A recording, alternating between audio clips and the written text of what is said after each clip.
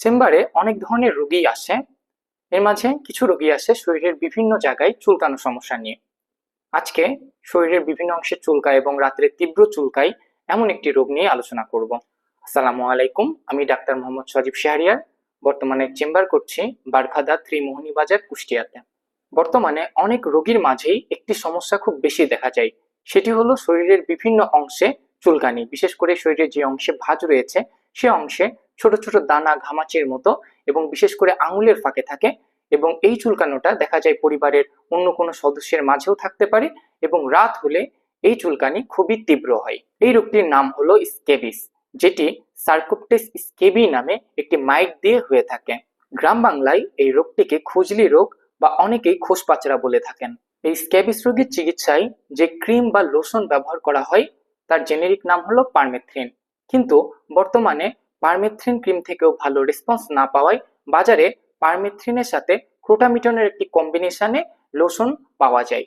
কিন্তু দীর্ঘদিন ধরেও এই লোশন ব্যবহার করার পরেও আপনার এই স্ক্যাবিস রোগটি সারছে না। আপনার চুলকানো রয়ে গেছে এবং এই চুলকানো এতটাই চুলকানো যে চুলকাতে চুলকাতে আপনার শরীরের বিভিন্ন অংশে ঘা হয়ে যাচ্ছে, রক্ত বের হয়ে যাচ্ছে। যদি আপনার চুলকানোর সাথে ঘা থেকে থাকে তাহলে অবশ্যই আপনাকে আগে এই ঘায়ের চিকিৎসা করতে হবে।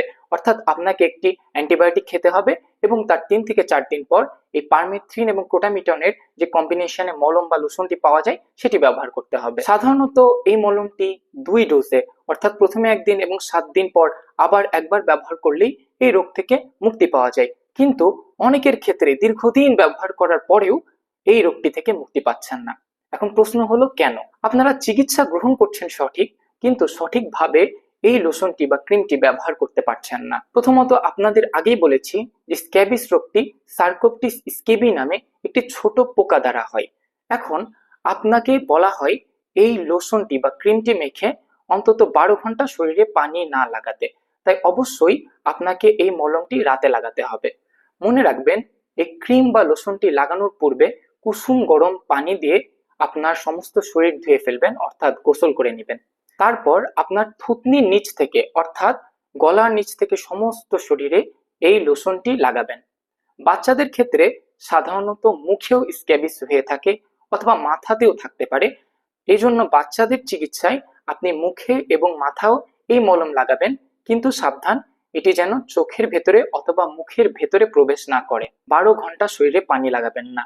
কিন্তু অনেক ক্ষেত্রেই দেখা যায় আপনাকে অবশ্যই রাত্রে বেলা হয়তো 12টা-1টায় ওয়াশরুমে যেতে হতে পারে। ওয়াশরুমে যাওয়ার পর আপনার শরীরের বিভিন্ন জায়গায় পানি লাগতে পারে, তখন কি করবেন? অবশ্যই ওয়াশরুম থেকে এসে আপনার হাতে বা পায়ে যেই যেই জায়গায় পানি লেগেছে সেই জায়গাগুলিতে, শুধুমাত্র সেই জায়গাগুলিতে আবার সেই মলমটি লাগিয়ে শুয়ে পড়বেন। এবং আপনি অবশ্যই 12 ঘন্টা যেই যেই জায়গায় এই লোশনটি লাগিয়েছেন সেখানে যেন পানি না লাগে।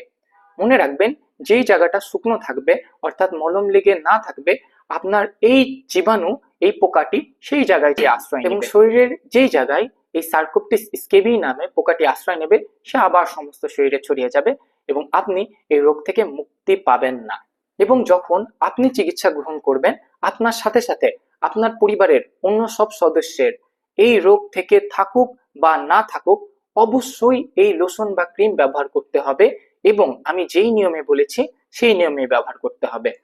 এবং এরই সাথে আপনার যে জামা কাপড়গুলো রয়েছে এবং আপনি যেই বিছানায় শোন সেই বিছানার কাপড় সহ সবকিছু ডিটারজেন্ট পাউডার দিয়ে ধুয়ে কড়া রোদে শুকাবেন।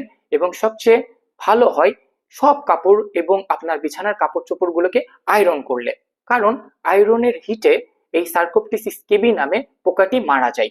আপনার যে কাপড়টি আপনি আয়রন করতে পারবেন না সেই কাপড়টি একটি ব্যাগে বা বস্তায় আটকে রেখে দিবেন।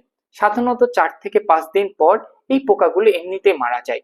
তাই 4 থেকে 5 দিন পরে আপনি যদি জামা কাপড়গুলো পরেন সেক্ষেত্রে দেখা যাবে এই পোকাটি আর আপনার জামা কাপড়ে থাকবে না।